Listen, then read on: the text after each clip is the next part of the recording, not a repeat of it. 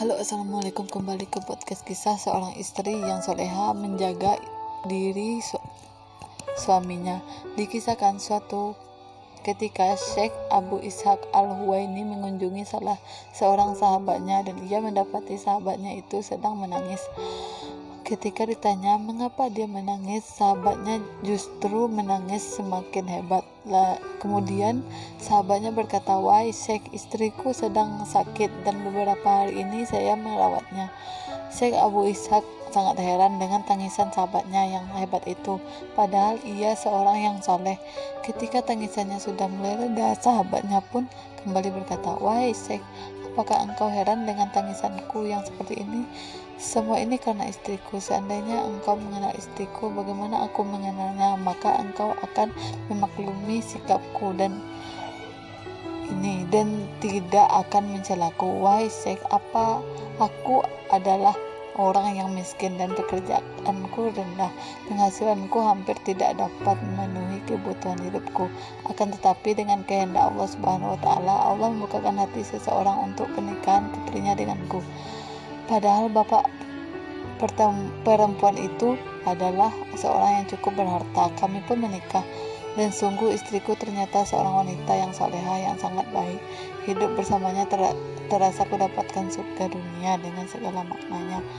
Suatu hari sang mertua lelakiku datang berkunjung dan berkata kepadaku, "Bertakwalah kepada Allah dan belikanlah istrimu roti keju full sejenis kacang, dan jangan terlalu sering memberinya daging dan buah-buahan karena ia sudah mulai bosan makan daging dan buah." Mendengar ucapan mertuaku, aku pun hanya ternganga dan tidak tahu apa yang harus aku katakan. Aku sungguh tidak mengerti apa yang dibicarakannya, sebab selama ini aku tidak mampu memberikannya daging maupun buah-buahan. Kemudian aku menemui istriku dan bertanya kepadanya, dan sungguh aku terkejut dengan jawabannya. Seakan bumi tempat aku berpijak berguncang. Ternyata setiap kali istriku pergi ke rumah orang tuanya, mereka selalu menyuguhkan daging dan buah. Akan tetapi istriku selalu menolaknya, selalu berkata, "Saya tidak mau makan daging dan buah, saya sudah bosan memakannya."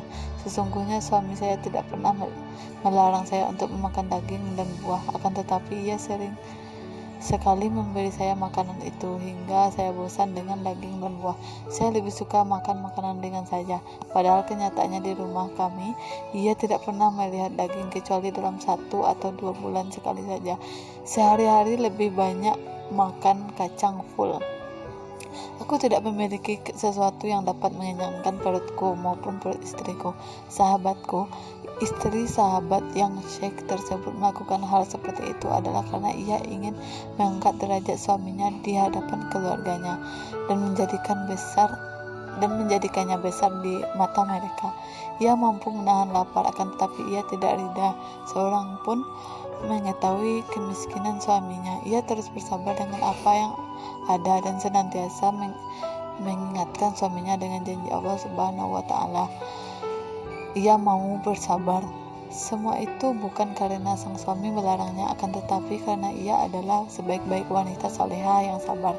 Sahabat itu kemudian berkata kepada Syekh, "Apakah engkau tahu mengapa aku menangis dan sangat khawatir atas istriku?